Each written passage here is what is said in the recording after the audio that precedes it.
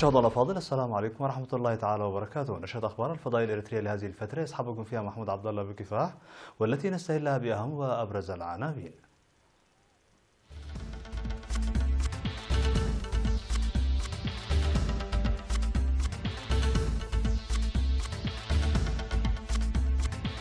وزارة الصحة تبذل جهودا لتطوير الجوانب الإيجابية للطب الشعبي. سكان قلب يؤكدون الاستعداد لإنجاح البرامج التنموية.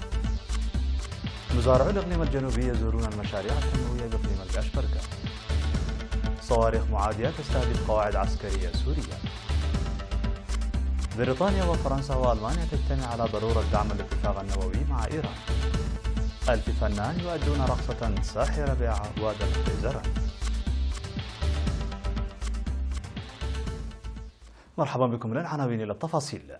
قال مدير مراقبة الأدوية والأغذية في وزارة الصحة السيد إياس بهتا بأن وزارة الصحة تعمل على تطوير الجوانب الإيجابية للطب الشعبي وتفادي آثاره السلبية، وأوضح عن منح الاهتمام للطب الشعبي على مستوى منظمة الصحة العالمية بهدف تطويره والعمل على ضمان صحة الشعب بموائمته مع الطب الحديث، مشيرا إلى أن الطب الشعبي يمنح الاهتمام الكافي حتى في الدول المتقدمة، وأن شروع 41 دولة إفريقية بوضع السياسات المتعلقة بالطب الشعبي وتطبيقها بشكل قانوني وأخلاقي وإنشاء معاهد أبحاث في هذا المضمار يعكس أهمية هذا القطاع.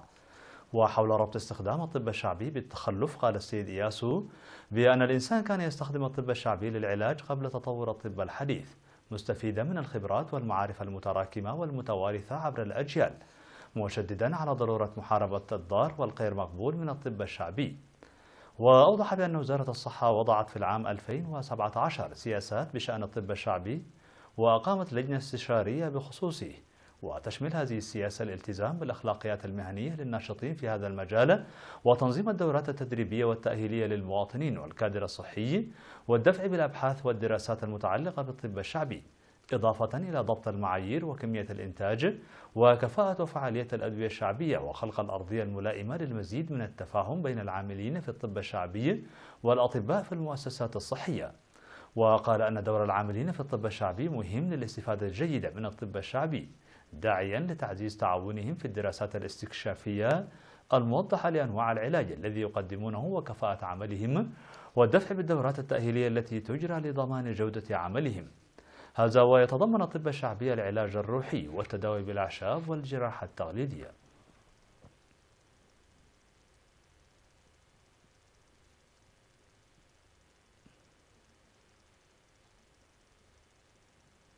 احتفل كل من الإقليم الأوسط وإقليم عنسبة باليوم العالمي لمكافحة مرض الملاريا تحت شعار فلنعزز العمل الآن أيضا للسيطرة على مرض الملاريا. وفي مراسم الاحتفال الذي جرى في 28 من الشهر الجاري على مستوى الإقليم الأوسط في بلدة سعدة كريستيان، أعلن بأن الأنشطة الجارية للقضاء على مرض الملاريا لعبت دورا بارزا ليس فقط في انخفاض نسبة الإصابة العالية بالمرض، بل ساهمت في الاقتراب من القضاء الكامل على المرض. كما علم بأن إريتريا تعتبر واحدة من الدول التي تحقق إنجازا كبيرا في السيطرة على المرض، وأن النجاح الذي تحقق في تنفيذ أهداف الألفية يعكس ذلك. وفي البرنامج الذي نظم بمدينة حقات على مستوى إقليم عنسبة، أوضحت الجهات المعنية السيطرة على المرض بنسبة 97%، كما أشارت إلى ضرورة مواصلة الجهود المنسقة للحد من الانتكاس التي قد تحدث أحيانا.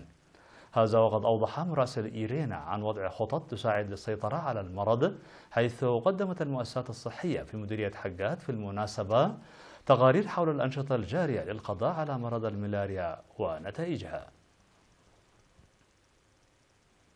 أكد سكان مديرية قلب لدى لقائهم حاكم إقليم عنسبة السيد علي محمود في 29 من أبريل على ضرورة تقديم المستلزمات المطلوبة للدفع ببرامج تجهيز البنى التحتية الزراعية وإنجاح أنشطة مؤسسات الخدمات الاجتماعية ومشاريع التنمية الأخرى الجارية في المديرية.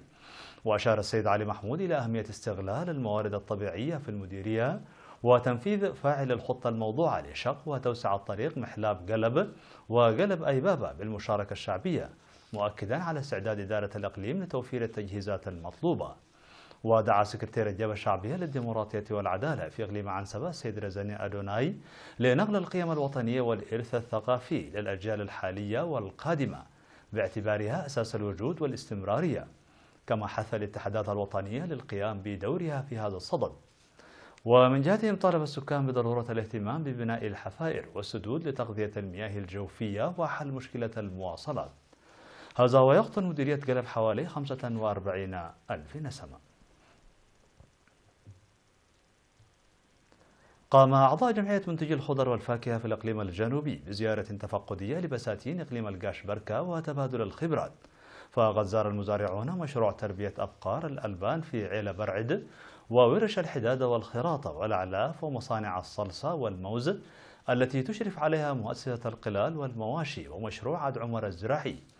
وأوضح الزوار بأن مشاهدة البرامج التنموية الجارية تساعد في اكتساب الخبرات وتطبيقها بقدر المستطاع في مزارعهم.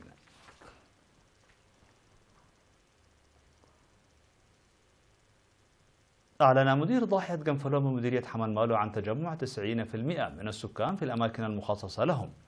وأوضح السيد محمود إدريس علي بأن أكثر من 580 أسرة من مناطق قرويش وتاجبة وأملا تجمعت في ضاحية قنفلوم للحصول على الخدمات الاجتماعية الجيدة.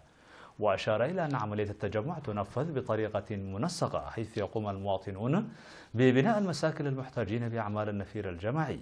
كما أوضح عن إرساء مدرسة جديدة وتوفير مصادر المياه وخطوط الكهرباء والخدمات الاجتماعية الأساسية الأخرى لحوالي 3000 من السكان، داعيا للإسراع ببناء عيادة لضمان صحة المواطنين وتوسيع المدرسة الجديدة. ومن جهتهم أكد المواطنون حصولهم على العديد من الفوائد من عملية التجمع. هذا وتبعد ضاحية قنفلوم حوالي 18 كيلومتر إلى الشمال من مدينة كرن.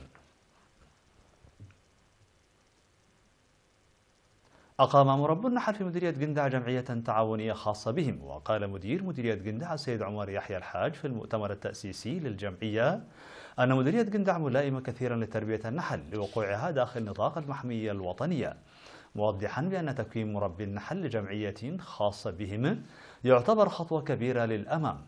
من جانبه أوضح مسؤول مكتب وزارة الزراعة في المديرية السيد كداني حدقو أن التطوير يساعد في زيادة الإنتاجية، مؤكدا على استعدادهم لتقديم الدعم الكامل للجمعية. هذا وقد انتخب المؤتمر هيئة إدارية للجمعية لمدة عامين.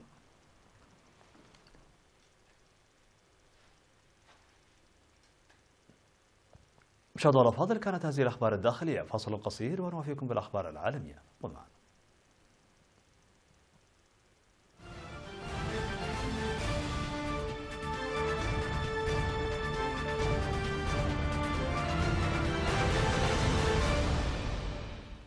على الصعيد العالمي، نقل التلفزيون الرسمي السوري عن مصدر عسكري قوله أن صواريخ أصابت عدة قواعد عسكرية في ريف حما وحلب، فيما وصفه بأنه عدوان جديد من قبل الأعداء.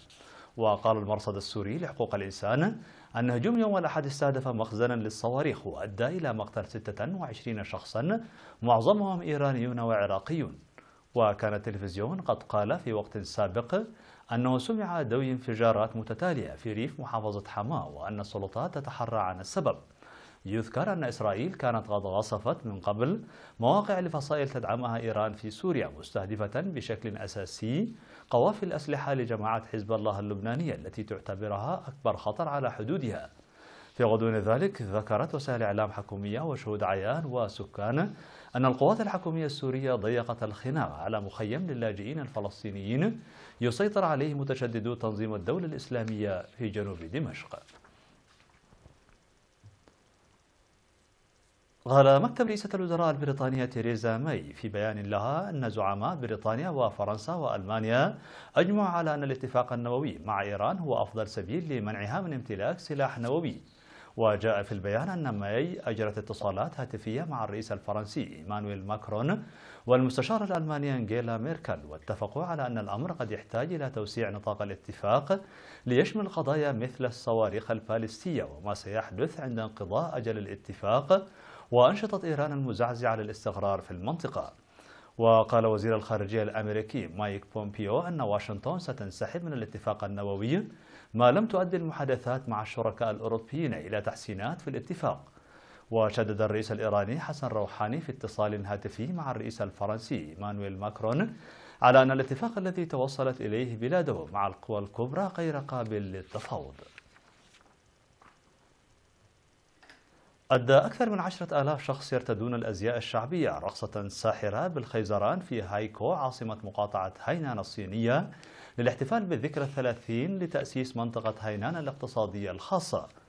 وبدأ العرض الرائع داخل استاد ضخم عندما قفز ما مجموعه 11,999 فنان في 600 مجموعة بين عصي الخيزران الطويلة. وتدرب مؤدو العرض من 36 جامعة ومدارس و19 مدينة ومحافظة في المقاطعة حوالي شهرين على تلك الرقصة المميزة بتوجيه من 120 معلما وطالبا من كلية الفنون في جامعة هاينان. وأظهر الأداء الذي استمر 6 دقائق سحر رقصة الخيزران، وهي رقصة تقليدية لجماعة لي العرقية في مقاطعة الجزيرة. بالإضافة إلى الرقص تم تنظيم أغاني وعزف البيانو وغيرها من العروض خلال الاحتفال.